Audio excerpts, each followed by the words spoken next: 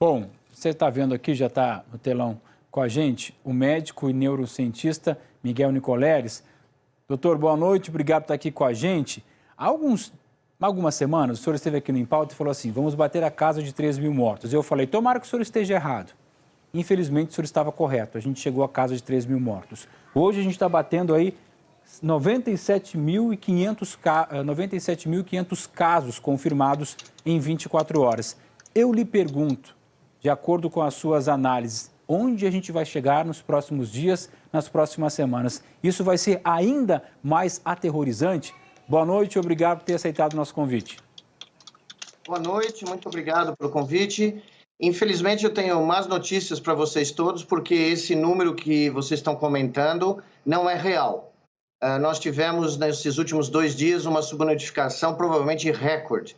Então, nós passamos de muito desses 100 mil casos já, e o número de mortes claramente é muito superior ao que foi divulgado pela mudança, tentativa de mudança do critério de notificação ontem, que bagunçou o sistema de uma maneira sem noção, né? Ninguém entende por que isso foi feito dessa maneira. E hoje nós já sabemos que os números de Minas Gerais, por exemplo, estão absolutamente subnotificados de mortos, os números de São Paulo e provavelmente de alguns outros estados, Rio Grande do Sul. Então eu tenho a sensação que hoje nós novamente passamos de longe dos 3.000 óbitos e provavelmente se o sistema tiver sido corrigido até amanhã, nós vamos ver o reflexo disso na sexta-feira. Então, na realidade, a situação está completamente fora de controle e nas últimas 48 horas nem os dados são confiáveis. E como nós acabamos de ver nos comentários do painel, o ministro da Saúde parece não ser do ramo, porque ninguém numa crise, numa guerra biológica, sai viajando pelo país, realizando aglomerações e fazendo reuniões que precisam esperar horas de um voo de um lugar para outro, quando você podia fazer isso virtualmente e reunir todos os players simultaneamente ou num período muito menor. Então, na realidade, eu gostaria de dizer também que eu fiquei muito orgulhoso com a reação do Centro Acadêmico Oswaldo Cruz, da faculdade onde eu estudei, na USP, do centro acadêmico do qual eu fiz parte, porque os estudantes ali mostraram claramente um sentimento que é nacional. É um sentimento que a gente poderia resumir numa única palavra: basta. Ninguém aguenta mais.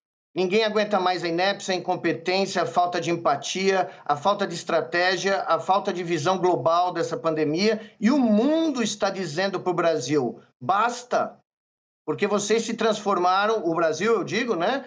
Nós estamos nos transformando numa nação pária.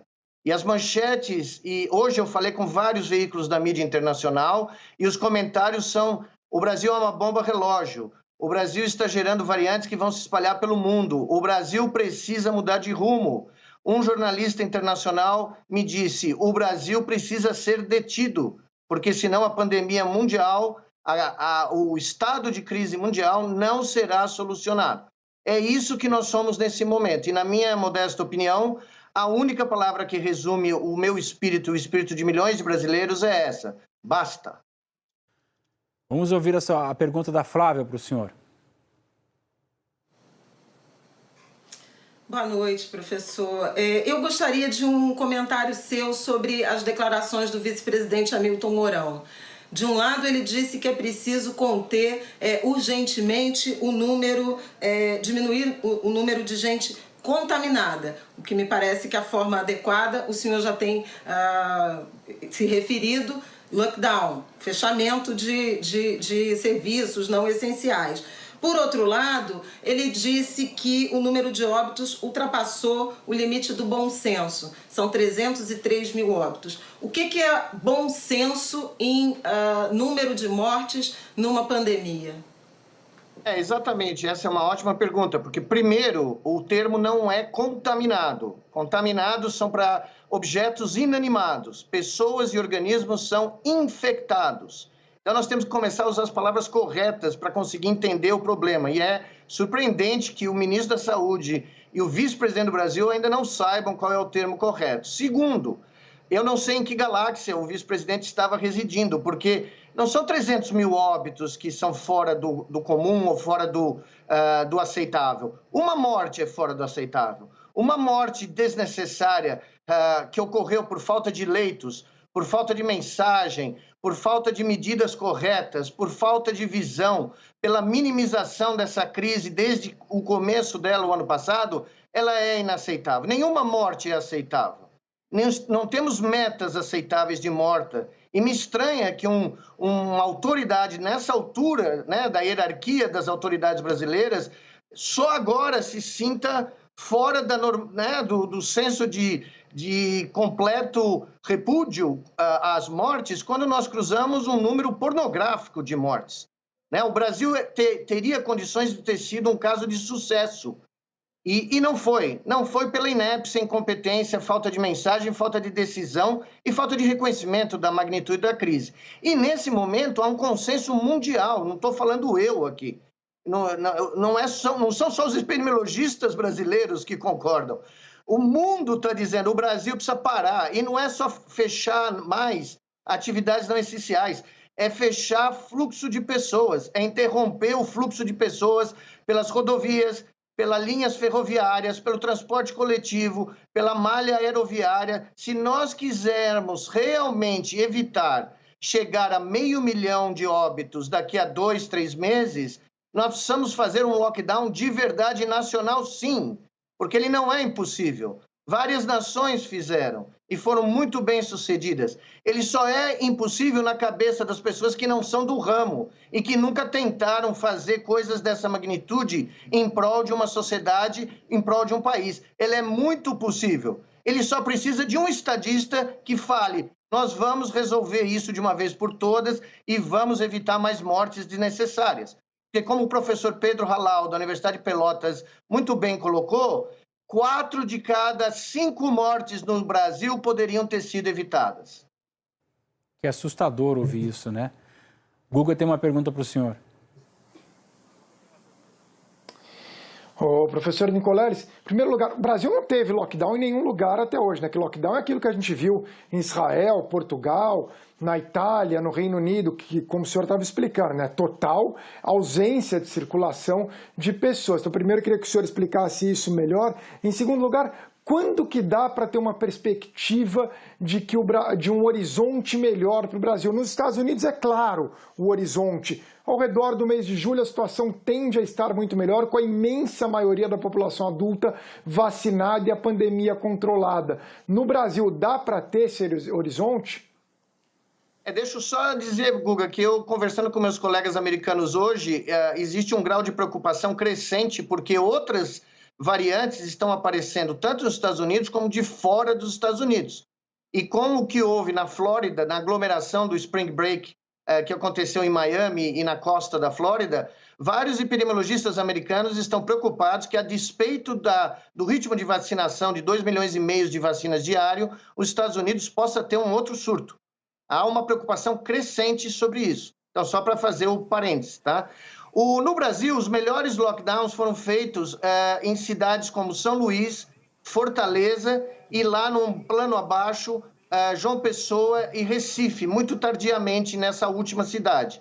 Então, não foram lockdowns clássicos, como a gente gostaria, mas tiveram resultados permanentes, por exemplo, não permanentes, mas longevos, como São Luís, que conseguiu manter taxas muito baixas de casos e óbitos durante 4, 5 meses.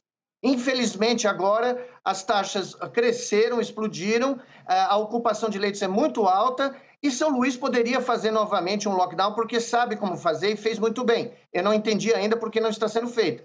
Mas, nesse momento da crise, nós estamos muito além do ponto ideal para começar uma medida dessas. Nós devíamos ter feito isso na subida da curva, como eu falei, em janeiro. No dia 4 de janeiro, eu fiz um comentário dizendo que era necessário fazer, naquele momento, um lockdown nacional, para evitar o que nós estamos vendo hoje. Mas o que nós precisamos hoje é a combinação da restrição de aglomerações de toda sorte.